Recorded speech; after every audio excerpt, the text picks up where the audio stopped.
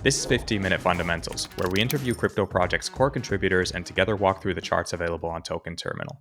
In this episode, we discuss the basics of Morpho, a lending pool optimizer that operates a peer-to-peer layer built on top of lending pools such as Compound and Aave. To cover the basics, lending protocols in DeFi typically work with either a peer-to-peer or a peer-to-pool model. In a peer-to-peer model, users obtain loans and negotiate terms directly with other users, whereas in a peer-to-pool model, used by the likes of Compound and Aave, lenders deposit funds into pools of capital and borrowers take out loans against that pool. Interest rates are algorithmically designed to keep the market liquid and the utilization rates of pools below 100% by either incentivizing lenders or borrowers. Pool earnings, so interest paid by borrowers, are shared pro rata amongst lenders in the pool. Morpho plugs into these peer-to-pool lending protocols and optimizes lending rates for users by matching lenders and borrowers peer-to-peer with the aim of improving capital efficiency and providing improved rates for both borrowers and lenders. To describe the market opportunity here, the current value of outstanding borrows on Compound and Aave combined is over $3 billion.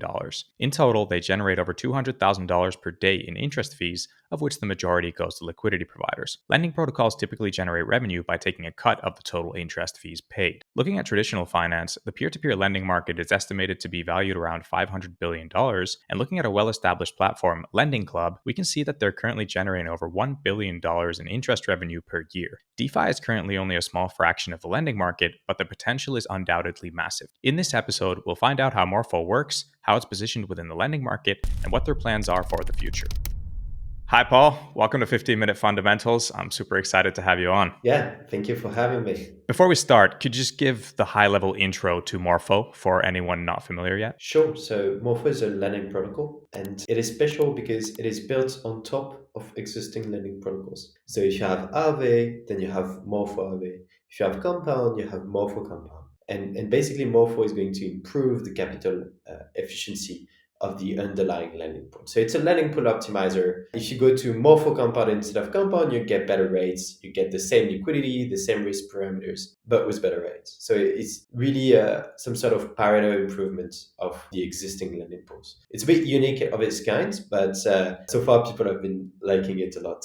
We just launched 4 months ago, and we have like 200 millions in supply already, and a lot of integrations going on. Now, diving into how Morpho works in a bit more detail, to understand the uniqueness that you mentioned, how do you differ from other lending protocols in practice and achieve these lower rates? Yeah, sure. So maybe the good starting point here is to look at the rates of Aave or Compound. And you'll surely notice that there is a huge spread between the lending and the borrowing APY. So it's like 1% to lend and 3% to borrow. And really, the reason why you have such a huge spread between the two is the model, the mechanism design behind Aave and Compound, where you have a lending pool. And a pool is basically a place where you have many, many lenders and very few borrowers.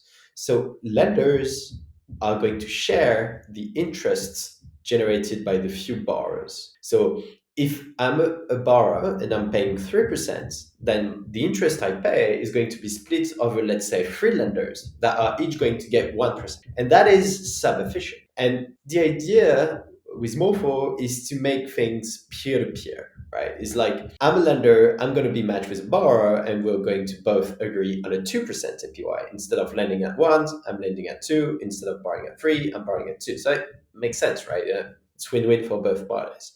But then why aren't all protocols peer-to-peer then? It's just because peer-to-peer used to be, before Morpho, very illiquid. It's like when you're lending capital, you have to wait for the borrower to repay because all of your capital is being borrowed. And Compound solved it, and Aave solved it with a big lending pool full of liquidity, which is inherent of the fact that there is a spread is very linked with the fact that you have a ton of liquidity. But with Morpho, we basically combine the two models. So it's a peer-to-peer matching engine that is built on top of the lending pool that is going to get the capital efficiency boost while remaining fully liquid, because Morpho is basically tapping into the liquidity of the underlying pool. Got it. So when we have the peer-to-pool model, and then we have the other side of the spectrum, which is the direct peer-to-peer, you kind of fall in between with combining these two in a hybrid model, correct? Yeah, exactly. So in the early days, people tried peer-to-peer because that's basically what you have in traditional finance and the most efficient thing.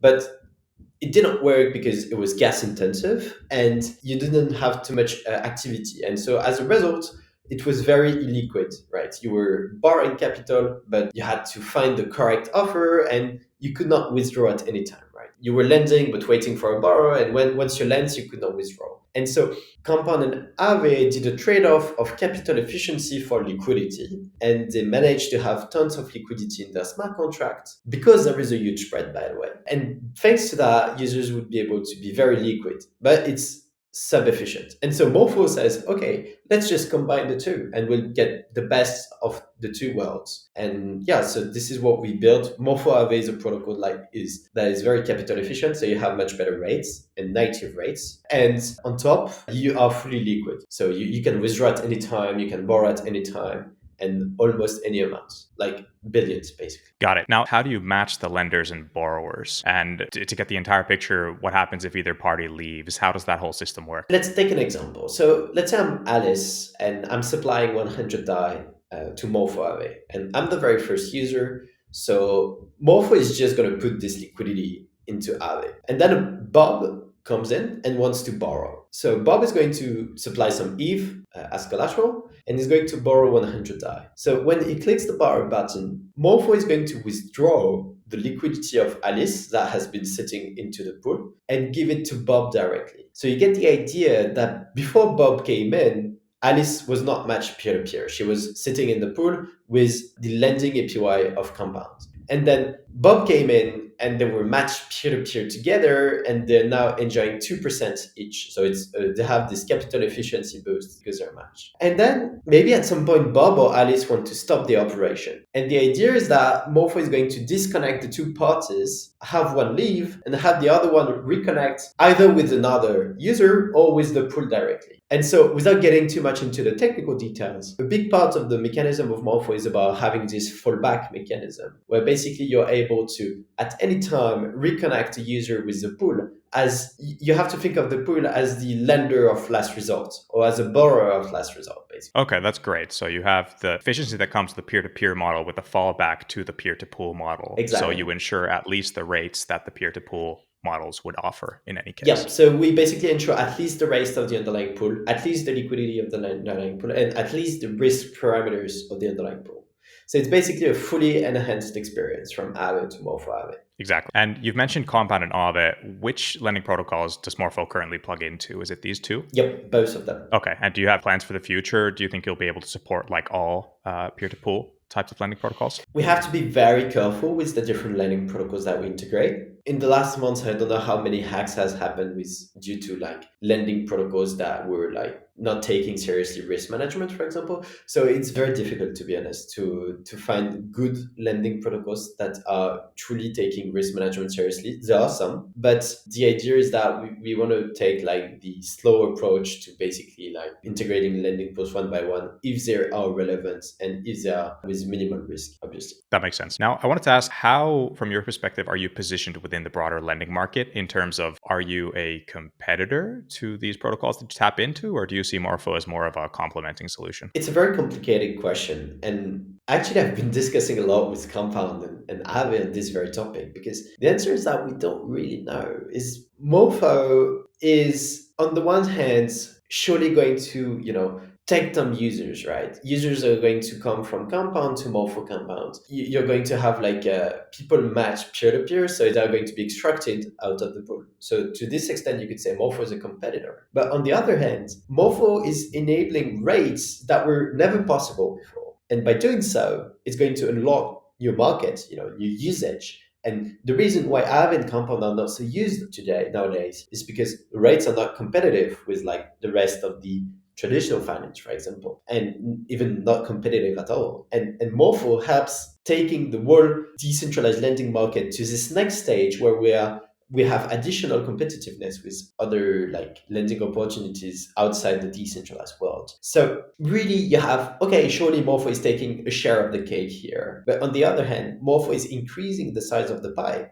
And that's, the good thing about it. So I would not say it's a friendly nor an adversary relationship. It's really like purely neutral. Like we did not think of like Aave as like friends or as adversaries at all. We were just saying, okay, we want the best rates for the user and for the DeFi ecosystem. How can we achieve that? And that was pretty much the reasoning behind it, and the reason why we decided to build Morpho. Moving on to your business model, could you describe both the current situation and plan for who pays fees for what and who earns them? Yeah, sure. So for now, there is no fee switch that is turned on. So the business model of Morpho is pretty obvious, actually. It's like Morpho is improving rates. And so Morpho is going to take a cut of the improvement that is made compared to the underlying protocol. So that, as a user, you have a direct interest in using Morpho, and Morpho is going to take a cut on the improvement that is made. So you don't lose anything. You still, as a user, keep earning more than on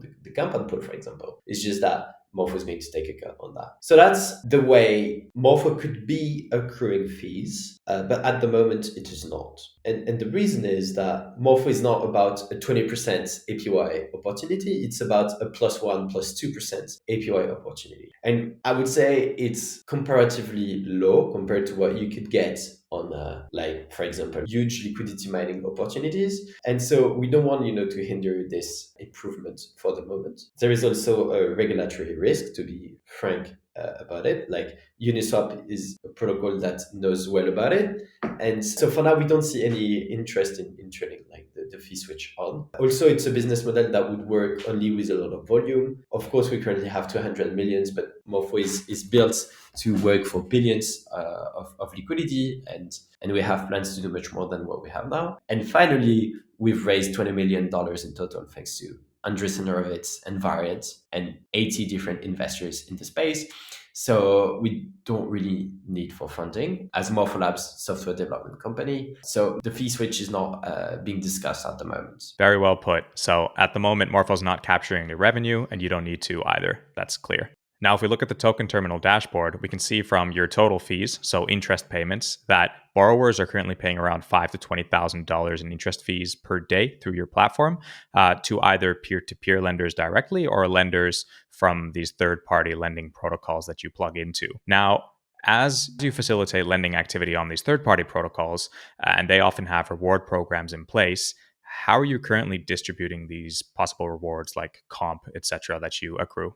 Yeah, so Morpho is to be a pure improvement of the underlying protocol. So to do so, Morpho redistributes every single comp tokens that is going to accrue. But rewards are starting to be some sort of, people start to realize how unsustainable rewards were or have been. And so it's kind of, Aave has already deactivated rewards. Compound has cut their emissions by 2, and they're looking to cut them completely, from what I understood in the recent governance forum posts. So, I don't think that this thing is going to last forever, to be honest. Completely agree with that. Now, how about the Morpho token? Some people might be confused because you have a token, but it's not tradable or priced in any way. So can you explain its current purpose and how you're currently utilizing it for rewards? Yes, so the Morpho token is a non-transferable token for now. So it's a token that can be distributed as part of incentives programs, for example, but it is not transferable, and hence it does not have any price, or it does not have any market for it. So you can't trade it, you can transfer it, and there is no price. You can just accumulate it as a user. And that's very cool because it enables the protocol to decentralize itself and to have incentive mechanism in a quite neat fashion. And yeah, so that's basically what we've been doing with the Morpho tokens. So it now grants governance power. So people will be able to basically vote with the token and decide, for example, on transferability at some point. And so that would be the state of things. That's a pretty cool model. Haven't come across it too often either. Now, back to business related drivers. What are you at Morpho currently mainly focusing on? And where are you finding your biggest growth drivers and possible challenges on that front? So in Morpho, we have different teams in Morpho Labs, and one team is working on research, and the research team is focused on mechanism design and token design. So they have challenges in both of those research topics mainly. I would say at the moment, the big focus is business development. So we have no less than 200 protocols and apps that we're talking to integrate Morpho. And Token Terminal was a great example of platform we've been integrated in, but we have a ton to go next. And so this is our next focus for now. So we're 17 in the team now. and we're mostly technical people. We're like 16 technical people, and only one people from that we just recently hired from in the marketing side of things. So we're very bad at marketing what we do. We have like a very product oriented team, and actually that's great because with the product only we managed to get like 200 millions in total supply. So that's pretty cool. But now the goal for us is going to get to the next level, and to do so, you have to bring awareness around the protocol because like the protocol is not known at all. But hey, you picked a very good pod to come on from the marketing side. So I am biased, but I'm saying you're doing a good job. Definitely.